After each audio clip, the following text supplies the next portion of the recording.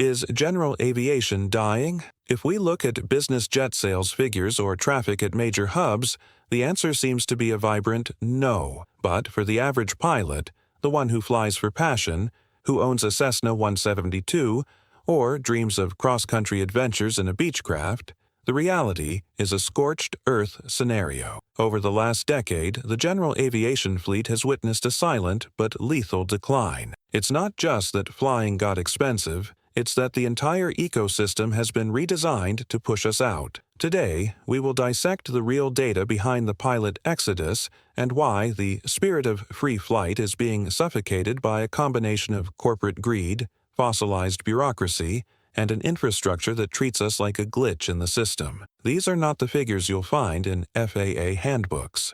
Prepare for an analysis that goes beyond the surface, revealing the uncomfortable truths shaping the future of private aviation. This isn't merely an academic exercise, it's a call to action for every enthusiast, every aspiring pilot, and every seasoned aviator who believes in the inherent freedom of the skies.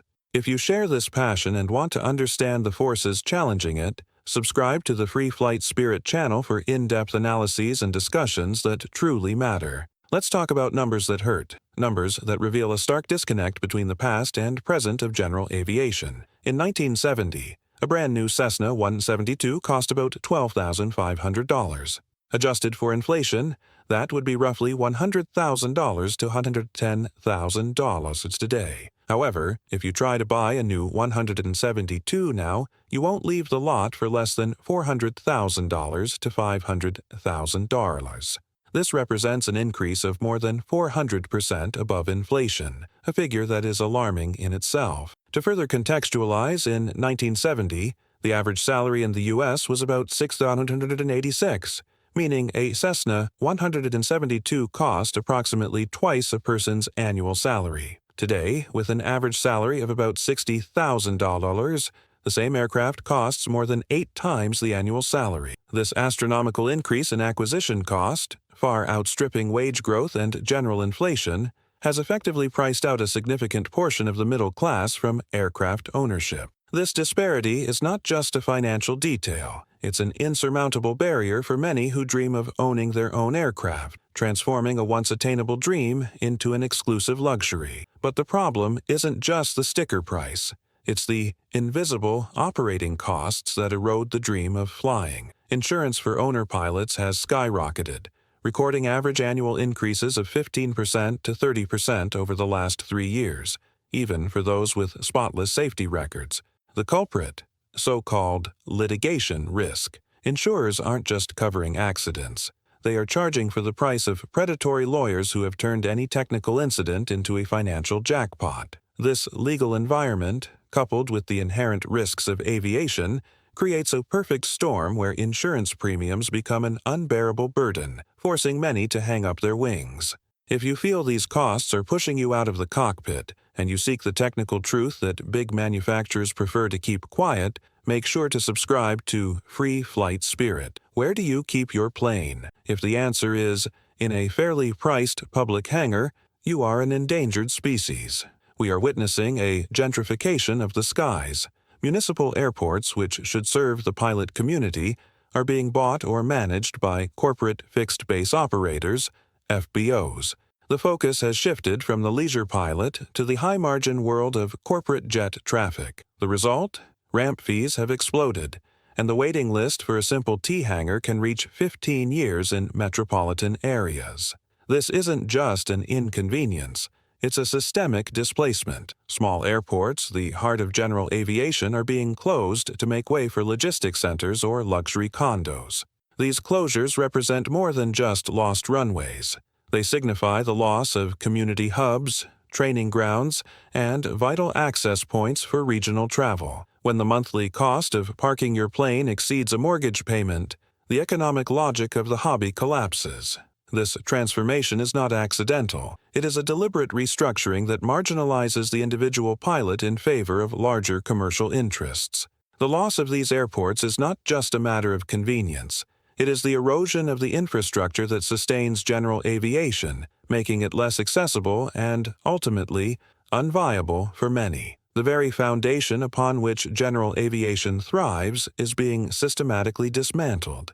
The FAA and global aviation authorities act as if we are still living in 1960. The cost to certify new safety technology, like a simple digital panel or an engine monitoring system, is so astronomical that manufacturers often give up. A new design under FAA Part 23 can cost up to $50 million to certify, and certifying a single part can incur $5,000 to $10,000 in fees and processes. This regulatory inertia, combined with exorbitant certification costs, creates a significant barrier to innovation. It forces us to fly in 50-year-old airframes with avionics that belong in a museum, paying aerospace-grade prices for components that cost a fraction in the automotive world. Consider the stark contrast. Why does a certified aviation radio cost $5,000, while a tablet with 1,000 times the processing power costs $500? The answer is the certification tax. This isn't just a matter of cost, but of progress and safety. The system is broken and punishes those who want to fly with modern safety. Innovation is stifled, and pilots are left with outdated and expensive options, compromising both their wallets and their peace of mind.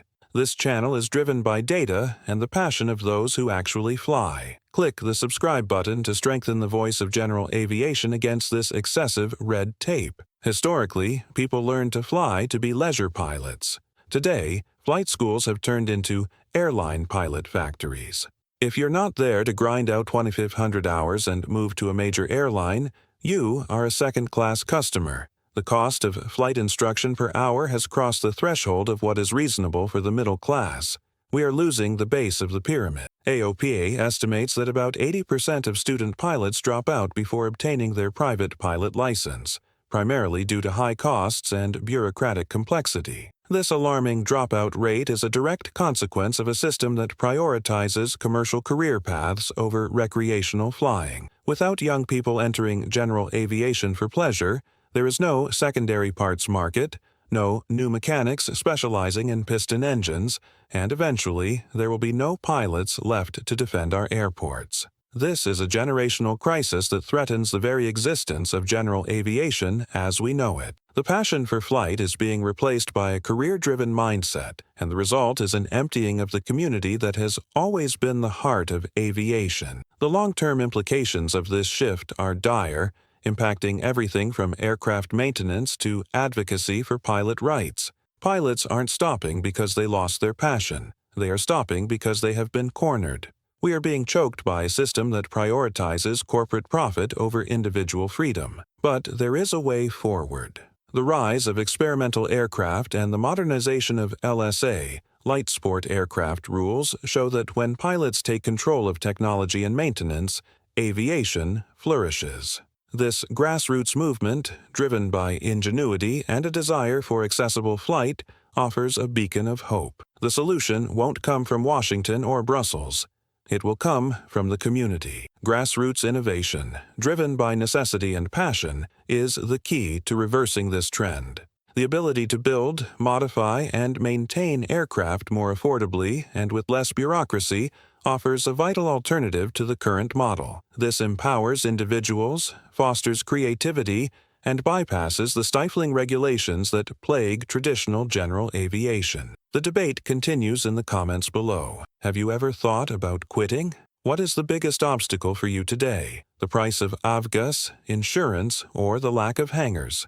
Leave your comment with data from your region. Let's expose the true scale of this problem and collectively work towards solutions that champion the spirit of free flight. And don't forget to subscribe so you don't miss our analysis on how experimental planes might just save your wallet and how the community can unite to redefine the future of general aviation.